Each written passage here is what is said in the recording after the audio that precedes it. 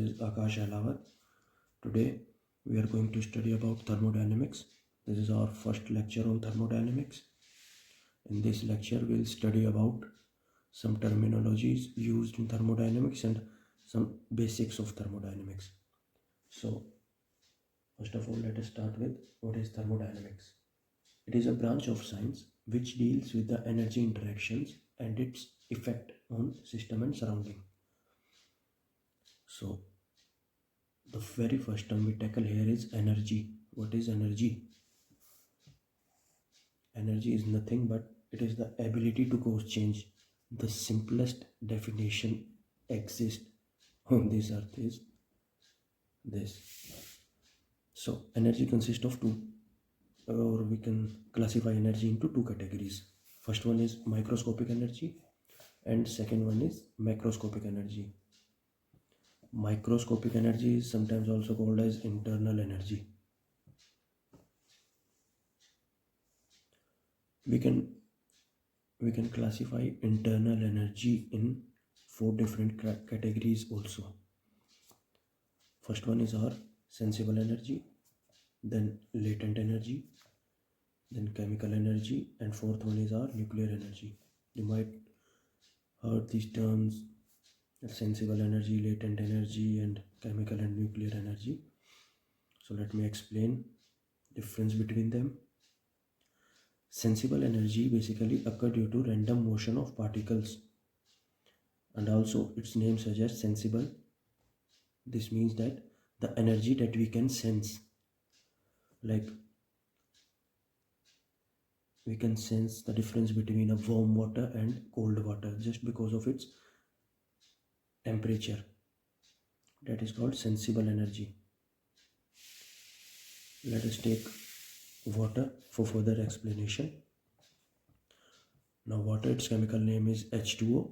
That means water consists of oxygen combined with two bonding of hydrogen. This is the basic structure of water. Here I show two molecules of water.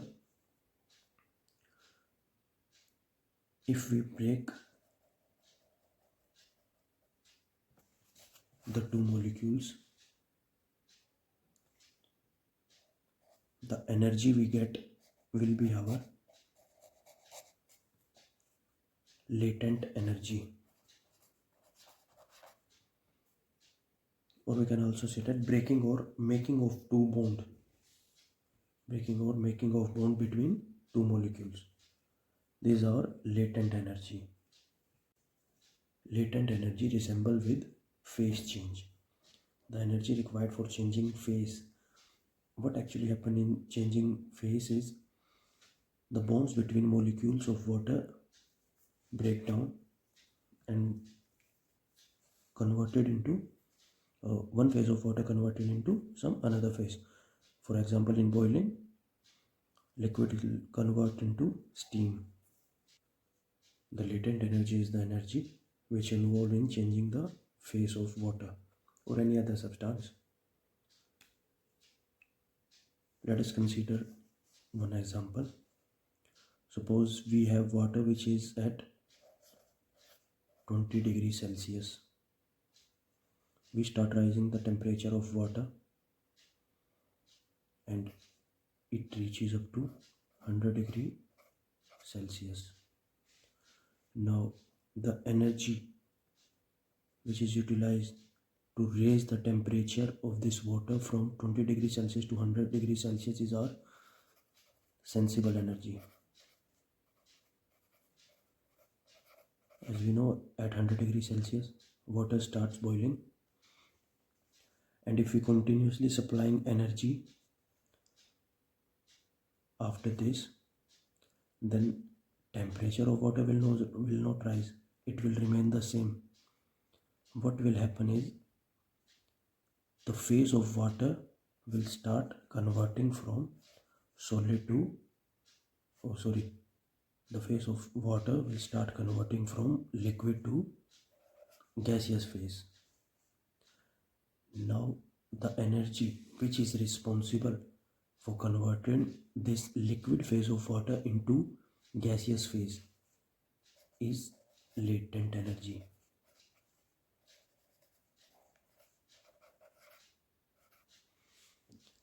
So the latent energy resembles with phase change.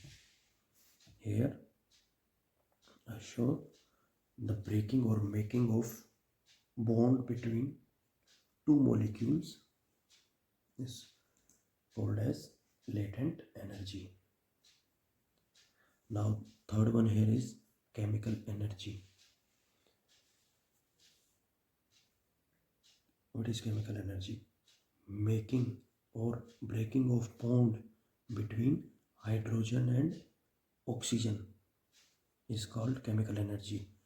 Basically, if the bonds break down between hydrogen and oxygen, then the energy that release will be termed as chemical energy. Or if we make bond between hydrogen and oxygen, the energy we required for this process is called as chemical energy. So next one is our nuclear energy. If we break down this atom, then we get nuclear energy. We are familiar with this devastating energy. So this whole chart is just a basic explanation of energy. In thermodynamics, our main concern is our microscopic energy. In thermodynamics, we deal with this kind of energy. By the way, in microscopic energy, we have two categories. First one is kinetic energy,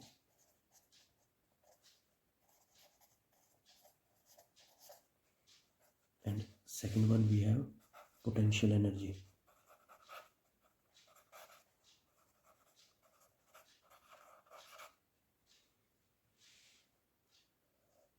Kinetic energy basically resembles with bulk motion, and potential energy basically resemble with bulk position, nothing else. But don't worry, we'll have detailed discussion in my upcoming lectures. But now our area of concern is microscopic energy.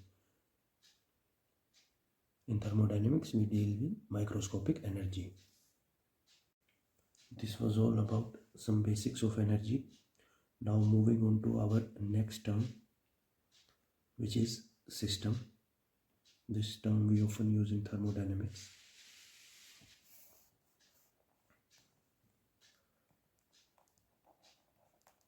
System. So basically, system is a given mass or a region in space where our studies focus. The next term we have is surrounding. So surrounding is everything except the system. Everything in this universe except our system comes under surrounding. And that part of surrounding which is affected directly by the system is called immediate surroundings. Now moving on to the next term we often use in thermodynamics is boundary.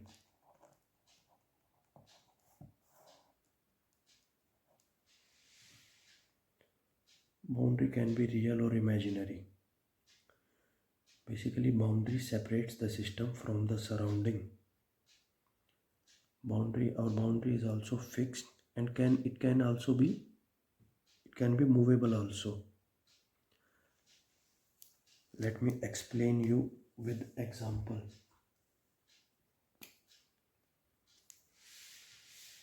Let us consider a system.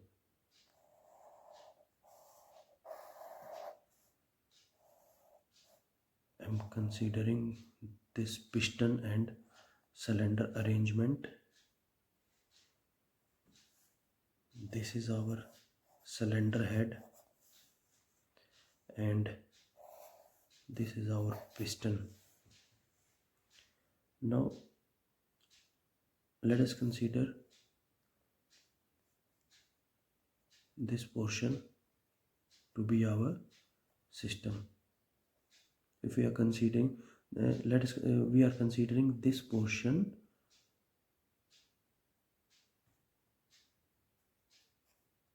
inside the cylinder in which all our study will move further. Now this selected portion will be termed as system, and outside this everything in this universe is our surrounding. Now this system has some boundaries also.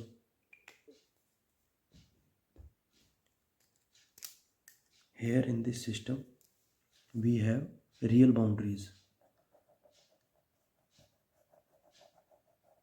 These are the boundaries of this system, and these boundaries are fixed boundaries, and this boundary is movable boundary because our piston is movable. Boundary can also be imaginary. For example, let us consider a machine.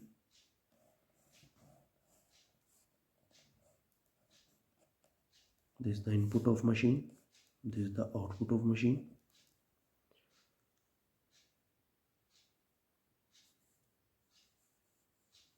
Now if we need to study about this machine, then we create an imaginary boundary here. Now this machine is our system, and outside this everything is our surrounding, and this is our imaginary boundary.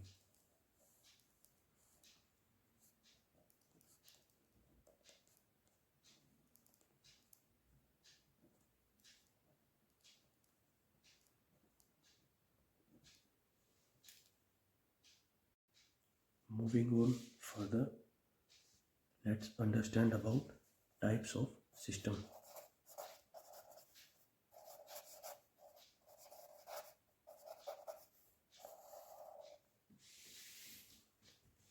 We have three types of system. First one, closed system.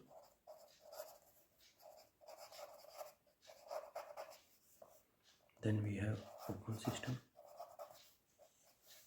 Then we have isolated system.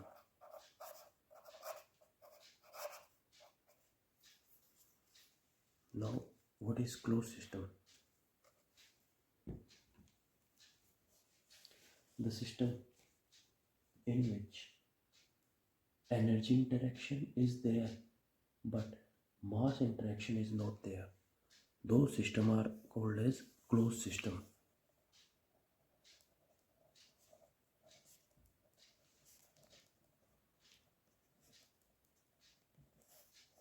Energy interaction, mass interaction. The system in which energy interaction is there but mass interaction is not there. Mass interaction is not there, energy interaction is there. Now these systems are called as closed system. Second one is open system. Open system are those systems in which both energy interaction exists and mass interaction exists. Now third one, isolated systems. Isolated systems are systems in which neither energy interaction is possible nor mass interaction is possible. So these are three types of system. Now I'll give you some examples for better understanding. Like, let us consider piston cylinder arrangement without valves.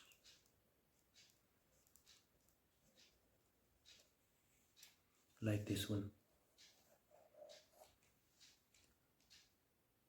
So this system comes under closed system because energy can travel, like heat can travel outside the system, but there is no space for mass to travel outside the system because we don't have walls.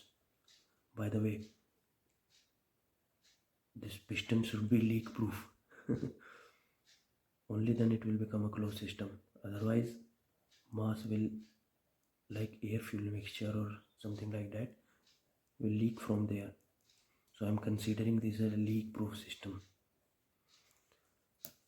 By considering this to be leak proof, this is the perfect example of a closed system. Now, if we use valves in this piston arrangement, like piston cylinder with valves will be the best example of our open systems, because like in engine we have inlet and outlet valves, and from those valves, like engine we have inlet and outlet valves, and from those valves our mass will exchange with surrounding. Heat exchange is already there. So this is our open system, piston cylinder with valves. Lots of examples are there we have in open system, like compressors, turbines, and many others. Now, for isolated system, the perfect example for isolated system, we can consider universe to be an isolated system. It is the perfect example of our isolated system.